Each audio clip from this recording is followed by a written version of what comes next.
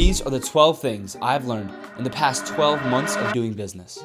Hey there, if you didn't know, my name is JB Ratledge. Welcome to the channel. I'm the owner of the video production company Peak Perspective Creations. A year ago in November, I bought my first drone and started making videos with it. At the time, I was doing specific just drone work as well as pictures and video combined. At the time, I was a kid with a drone and a dream. Although I didn't become immediately some guru that made 6 or 7 figures a year, I did progress in my skill in video making. Then, later this year, around July, we had decided to scale up to a video production company.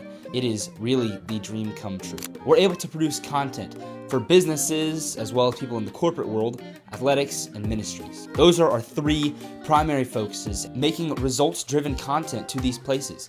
Not only bringing just value or just entertainment, but a good combination of both that lets our partners see the true results. We know video on your own is not easy, but it takes time, which is where we would step in. I know, I've only been in the business for a year now. I get it.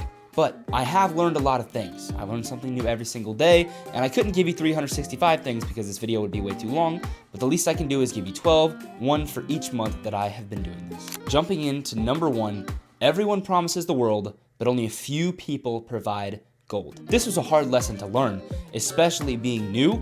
I thought that every time that somebody said, oh yeah, we'll check your stuff out, or oh yeah, we can maybe throw you some business, or we'd love to work with you. Believe it or not everybody actually backs up their talk. I know, it's crazy. There's so many people in this world. I'm not saying that these people aren't friendly or that these people aren't good people. I think these people have good intentions. The harsh reality is that a lot of people can't follow up on their promises. Maybe they say something in the moment and then they realize that, well, I don't think I can actually do that, or I don't think I can actually mean that.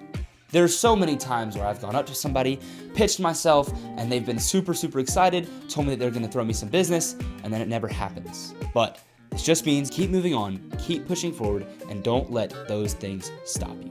Number 2, relationships are more important than the product that you make. Yes, you should be able to bring a good product to the table, but what matters more than that is the people that you know and the relationships that you build. Because those are going to be stronger than any product you make. You could make the greatest video on the planet, but if you don't have anyone to share it with, or someone to show it to, or someone even produce it for, all of that goes down the drain. But if you can produce a good video for someone who knows a lot of people or has a lot of connections, that's going to go so much further. Number 3, and this one kind of goes along with the one before this, your network is your net worth. Here's what I mean. Some of you have probably already heard this before, but haven't really thought much about it, but it is one of the most important aspects of your business. Knowing people, not just for creating a product for them, but just having good relationships with people in general is always helpful. Knowing a wide variety of people that you could maybe ask questions to or bring in on a project is also helpful. There are so many times where I have had questions about a certain niche or needed help in some area, and I can just dial up my friend that I met a few months ago and we've been talking, and I can just call them and ask them those questions. Knowing people is key. This doesn't mean that you have to be the craziest extrovert on the planet, but it does mean be a good person, be kind, and be open to meeting new people. Number 4, this is a really hard lesson I've had to learn. Don't do business with someone just because they pay you. I repeat, don't do business with someone just because they pay you. One of the hardest lessons I have had to learn in the past is you're not going to get along with everybody. There's lots of people that I don't get along with, but have offered me money to work for them. And well, I don't end up working for them. I have turned down thousands of dollars in work because I know that me and this person don't really agree on some important things, or me and this person don't really get along well, but I can help them and they can help me. That doesn't mean we should work together. You need to pick and choose the people that you work with, because the people who you work with now are the people who are going to refer you to people that are like them and like-minded with them. Now, I just want to be clear. I'm not making this about anyone specifically, but there are a few times that I can remember where there's just people I just don't want to work with. And again, I've turned down their money, but ultimately it's for the better, because a temporary loss now means a long-term gain later. If you're enjoying this video so far, please like and subscribe. I never thought that I would say that as a company owner, but I am. It doesn't cost you anything, and you can always redo it later. Now, onto the video.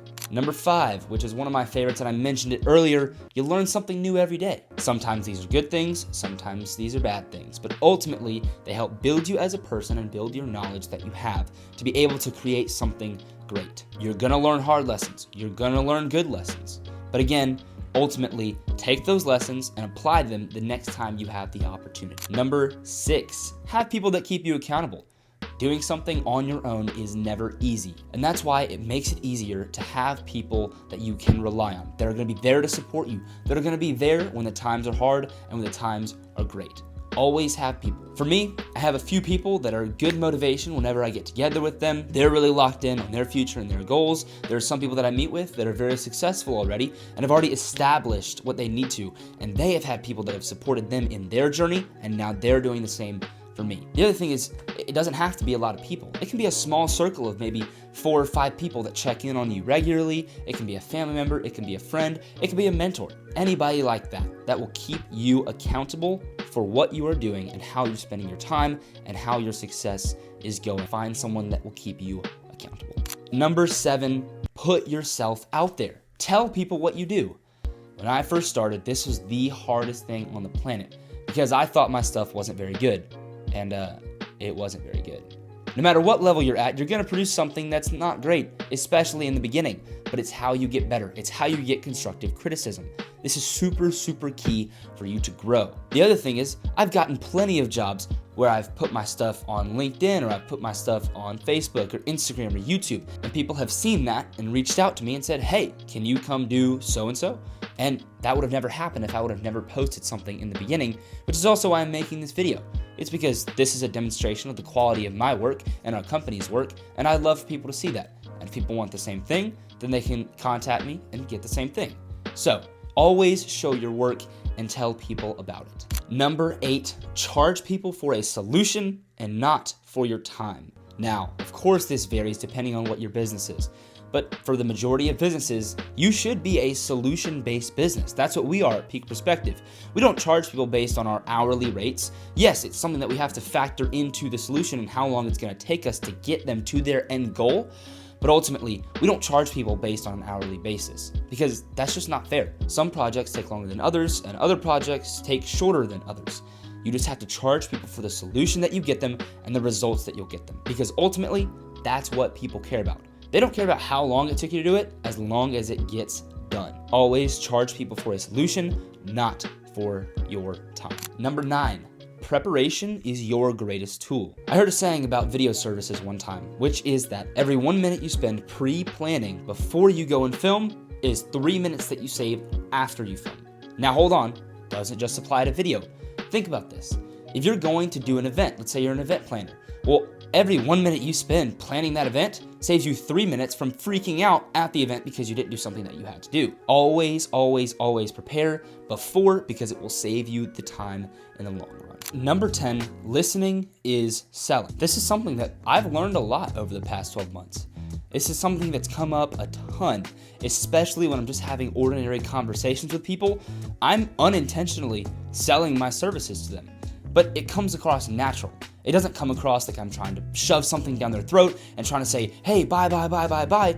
It's just ultimately, just listen to their problem, because if you don't listen to their problem, you can't find a solution. And that's better than trying to shove some service down their throat and then them finally caving in and saying, oh, yeah, sure, I'll buy your whatever, and then you not being able to provide a solution because you don't actually know the problem, and then having to fix that somehow by then going back and then listening to their problem, or none of that happening and then them just completely ditching you. It's a reality. Luckily, it hasn't happened to me yet. You always want to create that genuine connection with them. Just listen to them because you'll be able to hear the problem in what they're talking about in their business.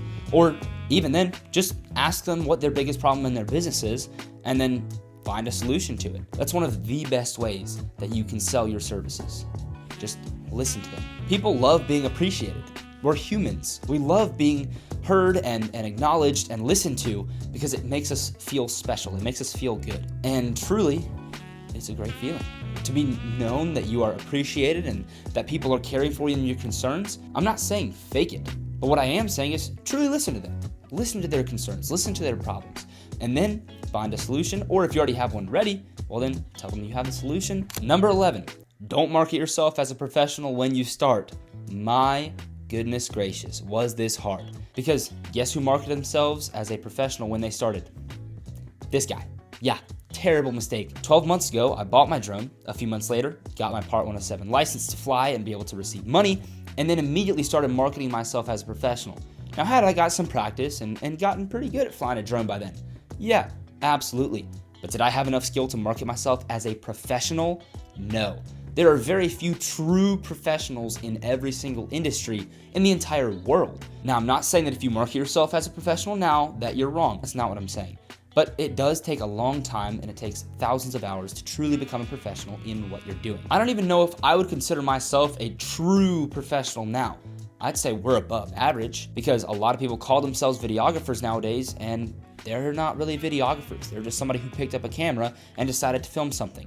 Now, if you are someone who just picked up a camera and decided to film something, keep going. Trust the process. I believe in you, but don't market yourself as a professional. I can think of a time where in the beginning, I was marketing myself as a professional, someone caught interest and had never seen any of my work. Well, that didn't go well because I definitely overcharged this person for their work because it came out crappy. It came out not as good as I envisioned in my head. Why? Because I overextended myself. I was too big for my britches. I marketed myself as a professional and then didn't deliver on that product. And guess what? We haven't worked with that person anymore. Why? Because again, I marketed myself as a professional when I was starting, and it's simply not true. So get good at what you're doing and then start to market yourself as a professional. And number 12, people pay for results. This kind of goes along with earlier, going back to results. But ultimately, people don't care about what gear you use as long as you get the result that they want. Whether that's a bigger business, whether that's more sales, whether that's more followers on Instagram or YouTube, if it's getting more people in the door of their church or ministry or something like that, people don't care what gear you use. We've used an iPhone a lot in the past, but guess what? It gets results because we know what we're doing with an iPhone and we can actually use that because we use all of our creative engineering in the front of it, do our pre-planning like we talked about earlier and preparation, then we use the iPhone to create the product and then we actually execute on the product and be able to make a great result. Now, we do have cameras and stuff. However, we have used an iPhone a lot in the past. If you have to be a videographer watching this, I would recommend starting out with an iPhone. It is by far the best way to go, and a lot of iPhones now have really great capabilities that iPhones in the past didn't have, and they perform better than a lot of cameras nowadays. So, get results with what you have, and people will buy from you over and over and over. Just keep getting results. That is the ultimate goal. And if you're interested in the kind of results that we create, down below, I'll link my email and my phone number. Shoot us a text or an email, and we'd love to schedule a 15-minute consultation with you just to learn more about what your problems are and what your business is and how we could potentially solve that. Doesn't cost you anything, and it's the equivalent to a snack break in your day. So if you're interested, please give us a call or shoot us a text. We'd love to talk with you. These are the 12 things that I have learned in the past 12 months of doing business. Thank you guys so much for watching this video. And again, if you haven't already, please like and subscribe. It doesn't cost anything to you, but it means the world to us. And drop a comment down below if you like this video and you want to see more things like this. I had a ton of fun making this, and I can't wait to do more in the future, Lord willing. But until next time, JB, out.